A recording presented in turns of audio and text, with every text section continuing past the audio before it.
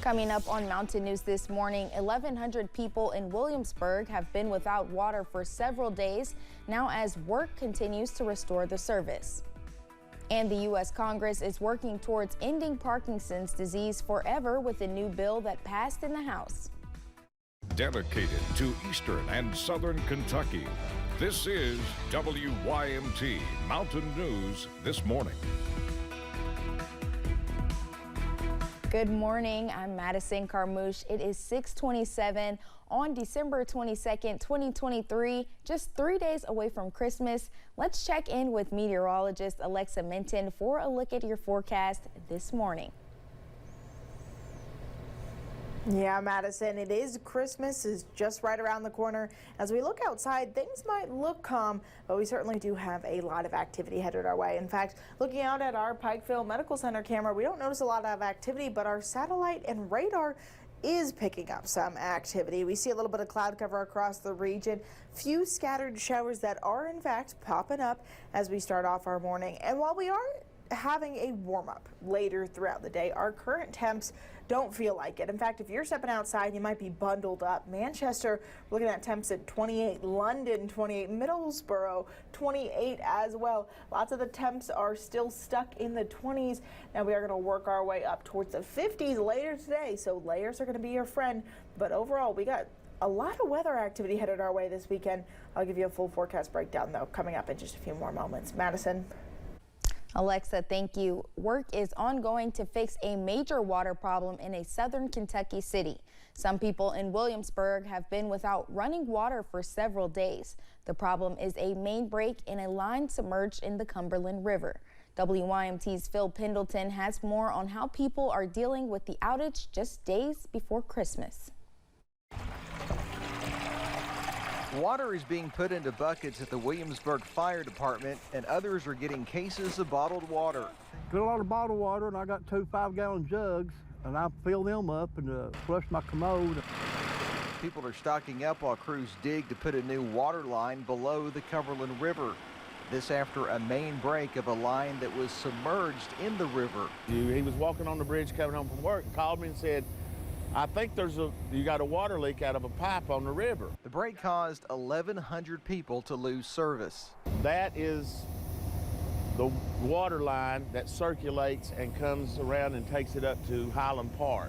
Harrison believes the water main was put in the river in the 1970s, and a break like this is rare.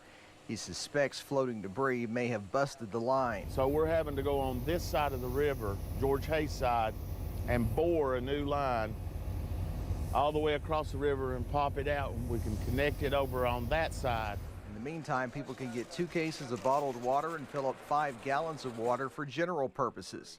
More will be made available if needed. The timing of the holiday weekend is not ideal. If it's any other time, I think it would probably be a little bit less stressful, but being right here before Christmas, I'm praying that we will have water during Christmas.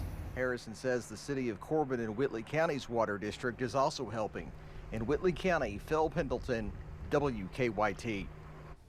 As of now, Mayor Harrison says it is not known for sure when the water service will be restored. A Pulaski County man is facing charges for his role in a sexual abuse case.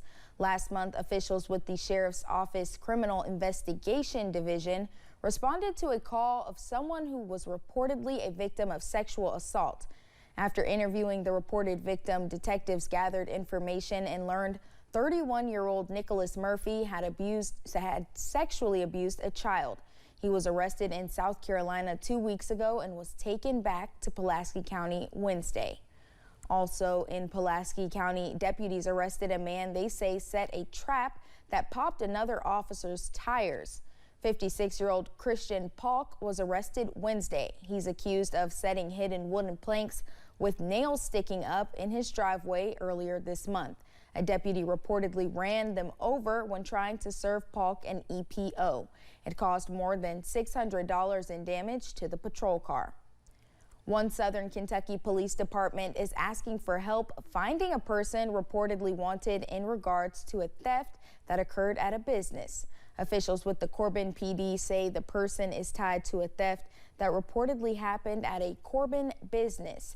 If you have any information about the case, you are asked to contact the police department at 606-528-1122 or text their tip line at 606-215-6239.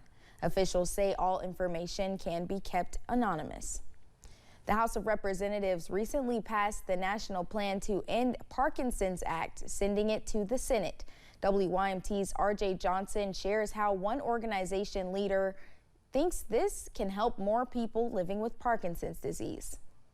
Nearly 500,000 Americans are living with Parkinson's disease, a disease that is growing.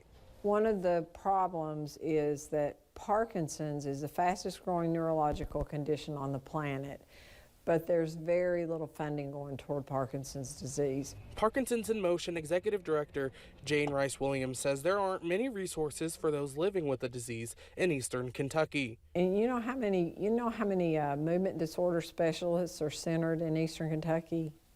None.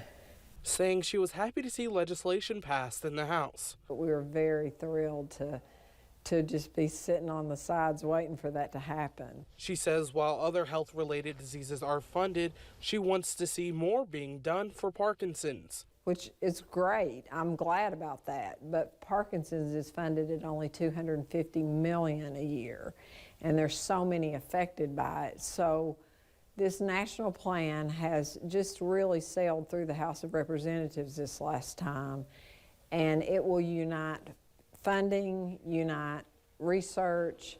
Williams says they are helping folks in the region who didn't know they had the disease. And many people have come and said, maybe that's what's wrong with my father, and found out that they did have Parkinson's with one of their loved ones because of what they learned at our meeting. She says through funding and research, they can help those living with the disease gain resources. We want to get people out. We want them to feel like they have community and people to interact with. In London, RJ Johnson, WYMT Mountain News.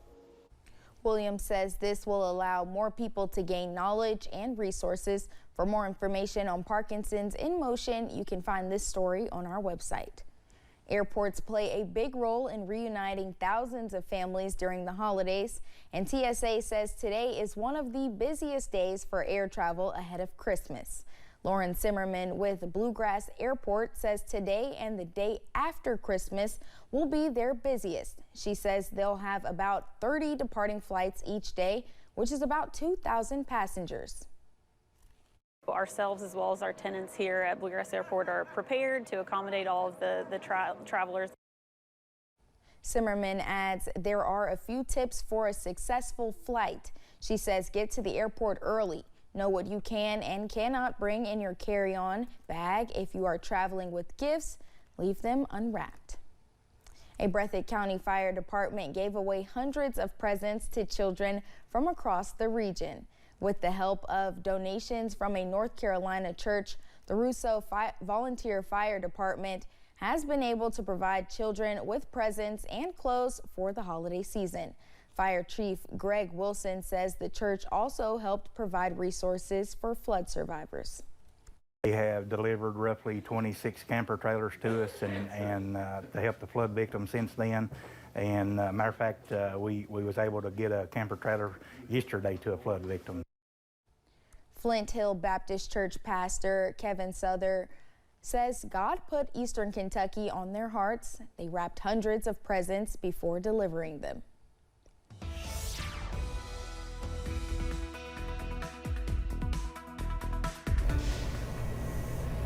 And as a lot of people are prepping to travel for the Christmas holiday, we certainly don't have very good weather conditions for it. Today might be calm, and in fact, looking out at our Pikeville Medical Center weather cam, not a lot of activities happening, and our satellite and radar kind of show the same thing. If we look at our satellite and radar, what we're noticing is just a little bit of cloud cover across the board and maybe a few scattered showers. So as you head out the door, make sure you wear layers because we're starting off our morning nice and chilly, but then as we head towards Later in the afternoon, what we're going to be noticing is temperatures spiking up. I'm talking close to the 60-degree mark. All this temperature variability today is going to set us up for some rain showers this weekend ahead, and that's definitely going to affect your travel commute, so make sure you keep that umbrella handy all weekend long. I'll give you all a full forecast breakdown, though, coming up here in just a few more moments.